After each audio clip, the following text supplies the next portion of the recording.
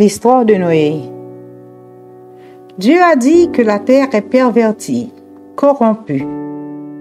Il a décidé de la détruire pour y renouveler la vie. Dieu produisit un déluge. Quel est le sens de l'histoire de Noé? Cette histoire signifie qu'un être humain a décidé de restructurer sa conscience, ou si l'on peut dire de la manière populaire, la plus connue, quelqu'un a décidé de se convertir. C'est ce que les religions enseignent. Elles enseignent le mécanisme, la stratégie à utiliser pour avoir une conscience à un niveau compatible avec la vie, avec Dieu, pour avoir une conscience qui n'est pas l'esclave du mental. Cette histoire explique que c'est la vie qui décide quand la conscience doit s'éveiller. Seule la vie peut nous aider à renouveler notre vie. On peut se préparer, on doit être prêt bien sûr. De même pour une plante. On peut apporter le fumier, l'eau, le bon environnement, mais seule la vie décidera si cette plante doit pousser ou non. La vie est l'intelligence qui passera à l'action, pas nous. Parlons maintenant d'un enfant à l'âge d'apprendre à marcher. Vous pouvez lui acheter une roulette, vous pouvez lui tenir la main pour l'aider à faire les pas, mais seule la vie décidera s'il marchera ou non. Alors la vie décidera quand on doit se convertir, comme les religions en parlent toujours. Dieu a décidé de renouveler la vie sur terre. La conscience a décidé de dépasser le mental. N'oubliez pas, Dieu a dit à Noé de construire un grand bateau.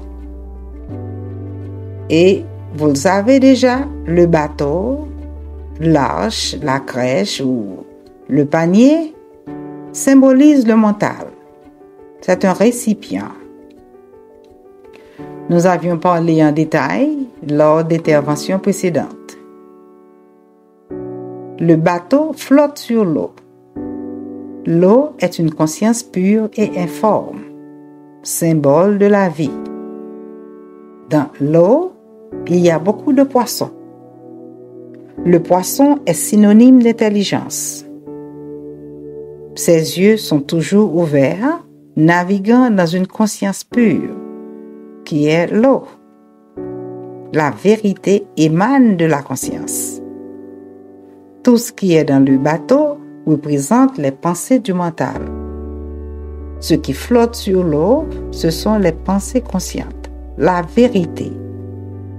Comme Moïse, comme Jésus, Noé est le fils de l'homme. C'est-à-dire qu'ils ont une conscience pure. Noé est l'anagramme de one en anglais. Dans le film Matrix, il y aura un autre anagramme qui est Neo. Noé signifie unité, un, intelligence, unicité. Noé amène tous les animaux 2 par 2, mâle et femelle, dans l'arche. Les animaux rampants représentent nos pulsions, nos émotions, nos désirs. Les oiseaux représentent notre conscience car ils sont plus proches du ciel. Le ciel symbolise la conscience. Dieu a donné à Noé le plan du bateau. Cela veut dire que c'est la vie qui est programmée sur la façon de fonctionner en nous.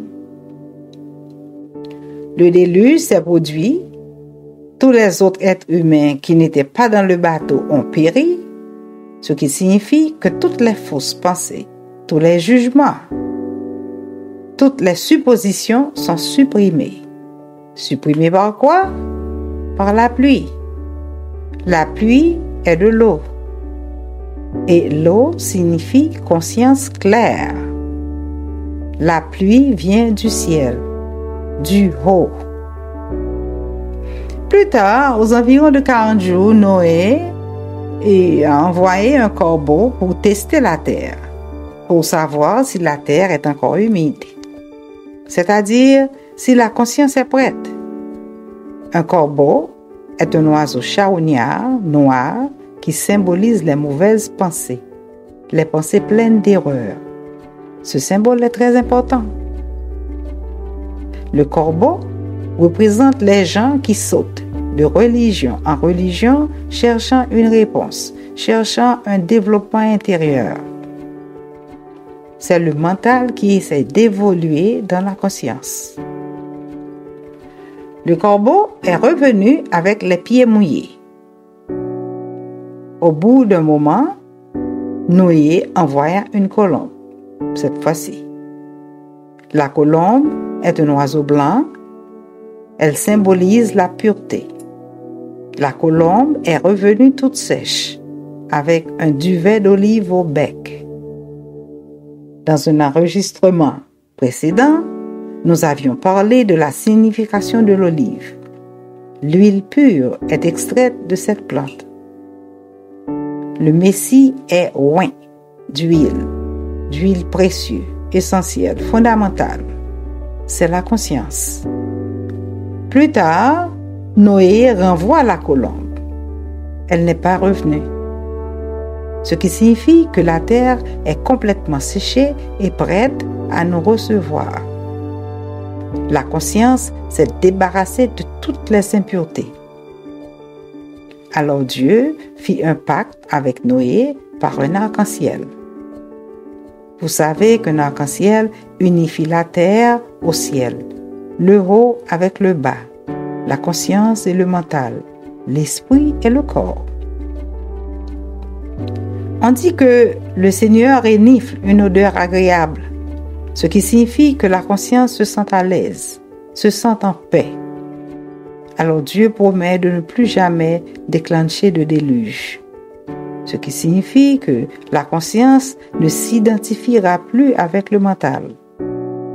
Aussi longtemps que la terre existe, il y aura toujours des semailles, des récoltes. Si quelqu'un continue à s'identifier au mental, il sera dans le froid et le chaud, l'hiver et l'été, les jours et les nuits, ce qui signifie qu'il continuera à être dans l'arbre du bien et du mal. Ceci est bien, ceci ne l'est pas, ceci est beau, mais cela ne l'est pas, etc. Nous allons conclure. Cette histoire est pour vous montrer que le mental ne peut pas s'élever par lui-même. La vie décidera quand et comment élever le mental. Comme Jésus l'a dit, le plus grand sera servi par le plus petit. Cela signifie que le mental et toutes les mauvaises pensées seront dominées par la conscience. Dans le chapitre de Jean, il est dit qu'il doit grandir et que moi je diminue. L'ego doit descendre pour que la conscience monte. Namasté.